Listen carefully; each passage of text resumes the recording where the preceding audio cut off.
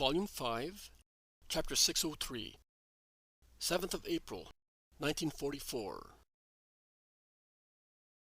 John goes to get Mary. 10:30 a.m., Good Friday, 1944. My internal warner tells me that was the time when John went to Mary. I see the favorite apostle who looks even paler than when he was in Caiaphas's courtyard with Peter. Perhaps because the light of the fire there gave a reflection of heat to his cheeks, which now look hollow, as if he had suffered from a serious disease and were bloodless. His face emerges from his lilac tunic like that of a drowned man, so deathlike is it. His eyes also are dimmed. His hair is dull and ruffled. His beard, which has grown during these hours, lays a veil of a light shade on his cheeks and chin, and, as it is very fair, it makes him look even paler. There is nothing left in him of the kind, joyful John, or of the angry John who shortly before, his face flushed with indignation, with difficulty restrained himself from manhandling Judas. He knocks at the door of the house, and, as if from inside someone, fearing he might find Judas in front of him again, or asking him who was knocking, he replies, "It is I, John." The door is open, and he goes in. He goes into the supper room, without replying to the mistress who had asked him, "But what is happening in town?" He locks himself in and falls on his knees against the seat in which Jesus had sat, and he weeps, calling him sadly. He kisses the tablecloth on the spot where Jesus had joined his hands. He caresses the chalice that he held with his fingers. Then he says, "Oh, Most High God, help me. Help me to tell the mother. I have not got the heart. And yet, I must tell her. I must tell her, because I am the only one left." He stands up and is pensive. He touches the chalice again, as if he wished to draw strength from that object that the Master had touched. He looks around. In the corner in which Jesus had placed it, he sees the purificator used by the Master to dry his hands after washing the apostles' feet, and the other one with which he had girded his waist. He takes them, folds them, caresses them, and kisses them. He stands perplexed in the middle of the empty room. He says, "Let us go," but he does not go towards the door. On the contrary, he goes back to the table and takes the chalice and the bread, a corner of which had been broken off by Jesus to give a morsel to Judas, after dipping it in the dish. He kisses them. He takes them, and with the two purificators, he presses them to his heart like relics. He repeats, "Let us go," and he sighs. He walks toward the little staircase and climbs it with stooping shoulders and dragging his reluctant feet. He opens the door and goes out. "John, you have come." Mary has reappeared at the door of her room, leaning on the doorpost as if she did not have enough strength to stand up by herself. John raises his head and looks at her. He would like to speak, and he opens his mouth, but he does not manage. Two large tears stream down his cheeks. He lowers his head, ashamed of his weakness. "Come here, John. Do not weep. You must not weep. You who have always loved him and made him happy. May that comfort you." These words open the floodgates to the tears of John, who cries so loud and noisily that the mistress appears with Mary Magdalene, Zebedee's wife, and the other women. "Come with me, John." Mary departs from the doorpost and takes the disciple by the wrist and drags him into the room, as if he were a little boy, and she closes the door gently, to be alone with him. John does not react. But when he feels Mary's trembling hand rest on his head, he falls on his knees, laying on the floor the objects he was holding against his heart. And with his face on the floor, holding the edge of Mary's mantle pressed on his excited face, he says, sobbing, "Forgive me, forgive me, Mother, forgive me." Mary, who is standing and is utterly distressed, with one hand pressed against her heart, the other one hanging by her side, says in a heart-rending voice, "What must I forgive you, my poor son? What? Forgive you?"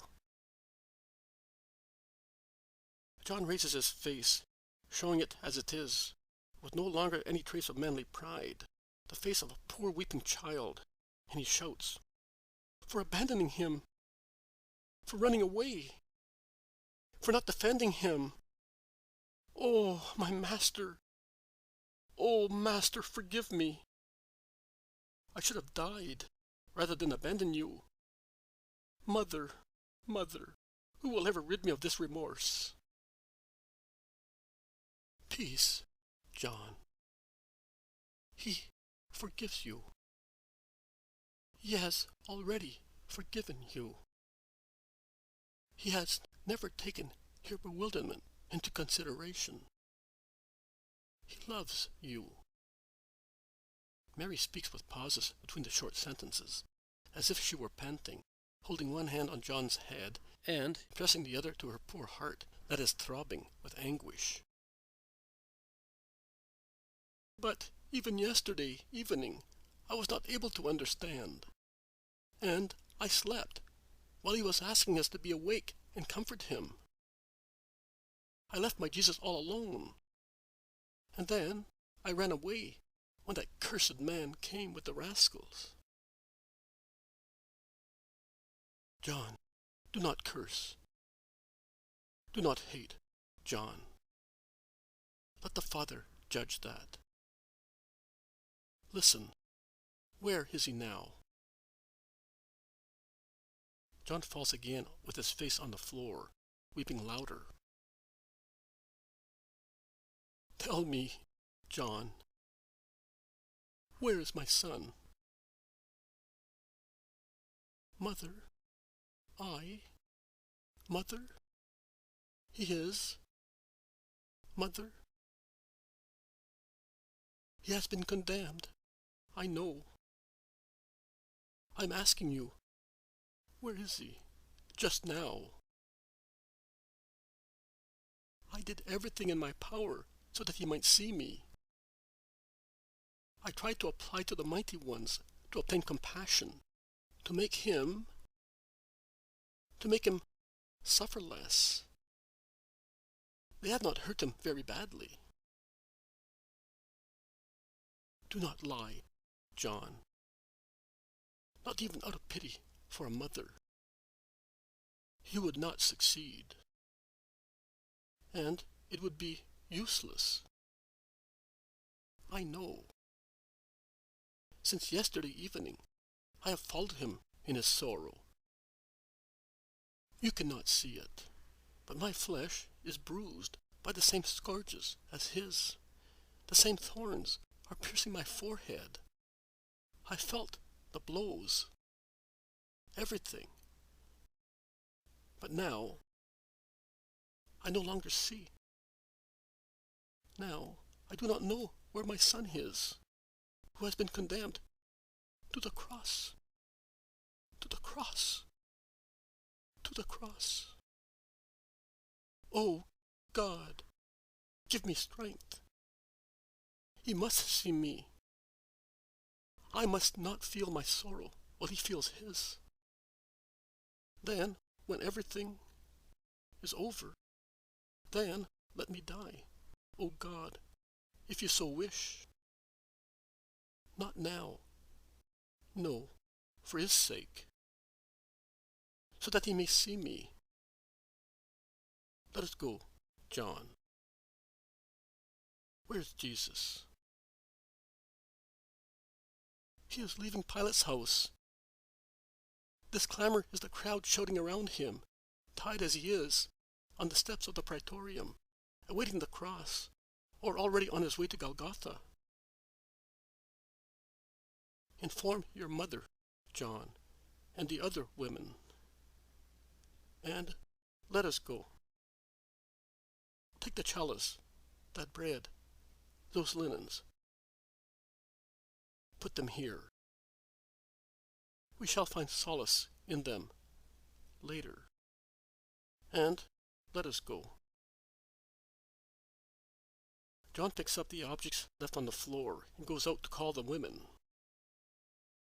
Mary waits for him, rubbing her face with those linens, as though she wanted to find the caress of her son's hand in them, and she kisses the chalice and the bread, and places everything on a shelf. And she envelops herself in her mantle, which she lowers as far as her eyes, over the veil that wraps her head and is folded round her neck. She does not weep, but she is trembling. And she seems to be short of breath, as she pants so much with her mouth open. John comes back in, followed by the weeping women.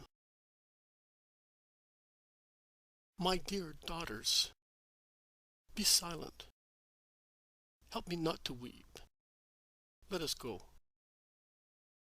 And she leans on John, who guides and supports her as if she were blind. The vision ends thus. It is 12:30, that is 11:30 solar time.